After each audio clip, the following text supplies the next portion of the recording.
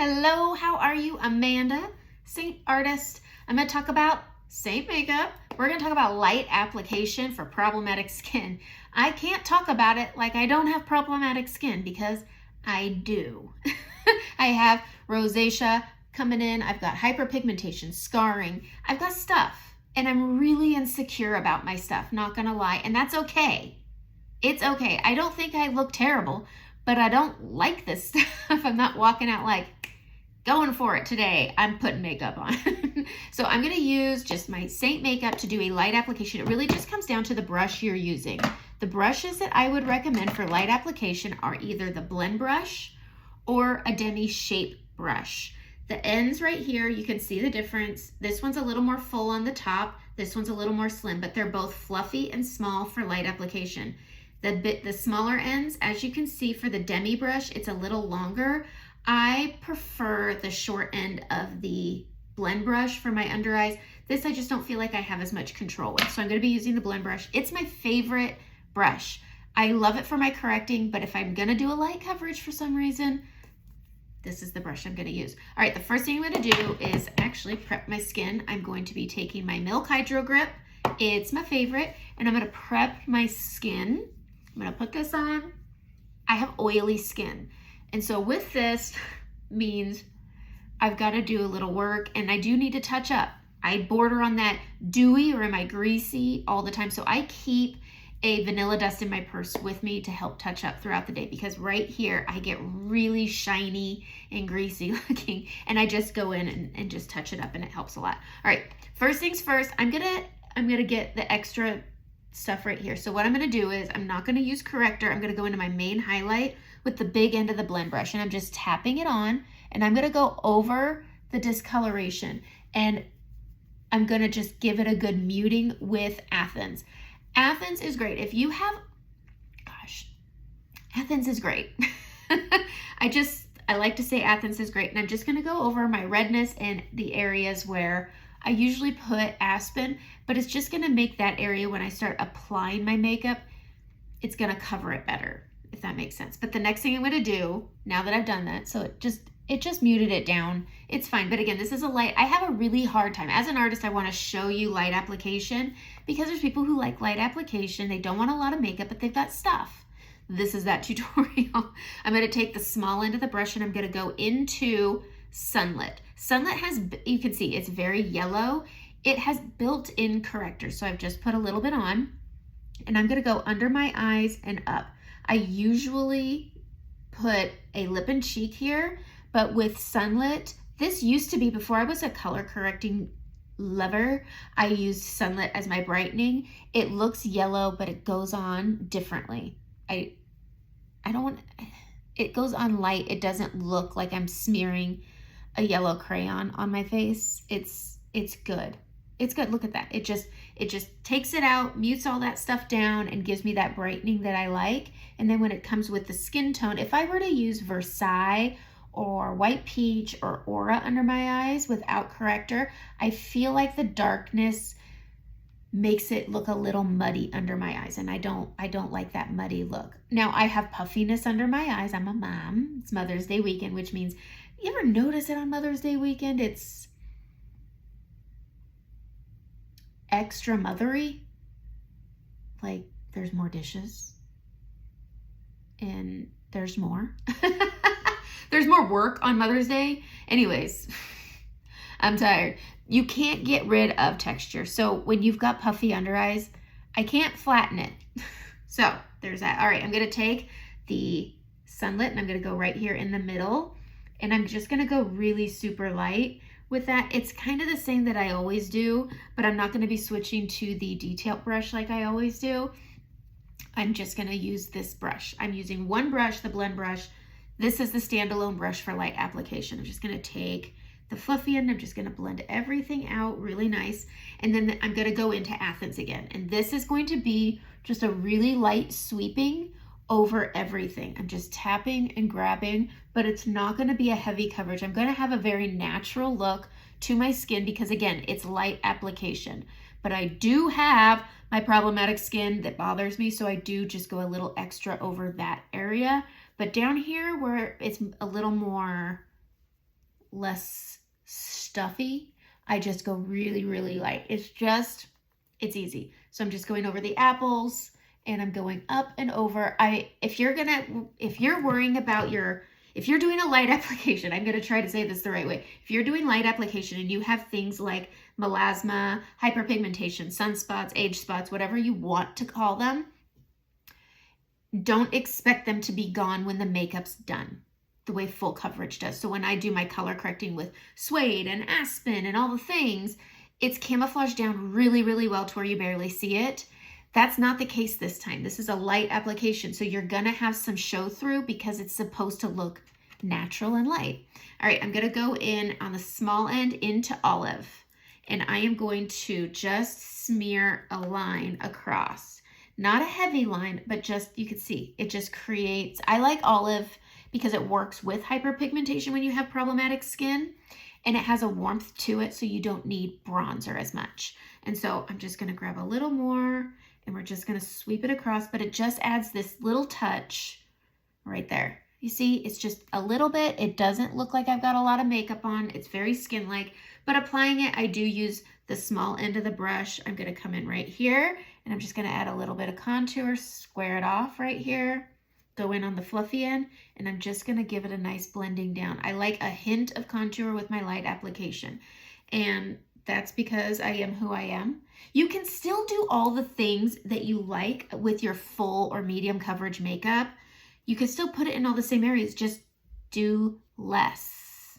You just do less. So I'm just grabbing it and sweeping it. Now, this is a problematic area right over here because I have that hyperpigmentation spot, but doing light application means I know it's gonna show through, and you have to be okay with it. Otherwise, you're not a light application girl. If you are doing a light application and you want your stuff gone and camouflaged down like I usually show, then you're going for medium coverage, not light coverage. You've got to be comfortable with your uncomfortable spots. You know? Okay, we're gonna stop. I'm not gonna rant. I'm not gonna rant. Stop asking. Okay, so I'm just gonna do my jawline here, but using this fluffy end just really helps keep that light application at bay. And I always get that back jawline right there. And you could just grab a little more if you want, and just whatever. Okay, light application. I still look like, I just think it has a nice skin-like finish, and you could still see my stuff, but again, it's light application. You're really just trying to even things out, but still have your skin show through. Does that make sense? Light application is light. Your skin will shine it through. That makes sense, right? Okay, I'm gonna take Hollywood. Hollywood is great. Frenchie's another really good option, but I used the Schnockers out of Frenchie, and I wanted to show some variety. So I grabbed Hollywood because it's a light pink, and it has little gold flecks in it, so you can almost have an illumination to it. Now, I have that problematic area here. I'm gonna grab a little bit of Sunlit, and I'm gonna put it right here over that problematic area. I'm gonna go into Hollywood, and I'm gonna apply this on my cheeks, but I'm gonna let it mix with that Sunlit.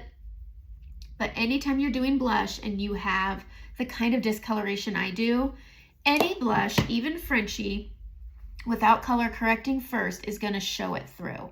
And you have to be okay with that because we're doing a light application. This is just giving your skin a finished look. If you like that makeup, if you like a light makeup look, you wanna add that flushness to your skin.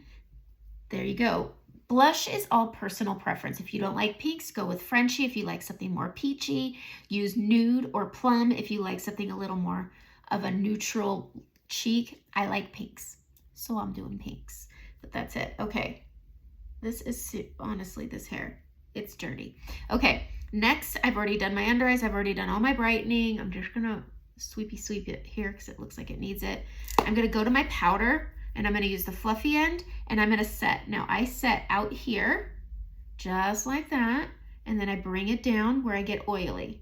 I'm not putting a lot on. I'm just taking care of where I get super shiny and oily. I am gonna grab a little bit of Sunlit. I'm gonna go right here. I have a little hormonal bugger kind of peeking through, and I'm just gonna take care of it. Okay, but light application of powder. Keep a powder with you in your purse if you're oily. Best thing you could ever do. You don't need to keep a full palette of makeup. Powder, just keep it in your purse, press things out, reset them, and put a little bit of powder on to set it again to help with that oiliness if you're oily. Otherwise, you're good to go and you're fine. But the powders obviously aren't going to melt because it's a powder, so it's a good thing to keep in your purse. I'm going to take a little bit of balm and I'm going to put that on my lips. And I'm going to take a little bit of Hollywood and I'm going to put that on my lips because you can use it as a blush or as a lip color. And I'm just going to pop that on, okay? Nice light pink, but I like to put it over the balm because it just gives a nice chapsticky look.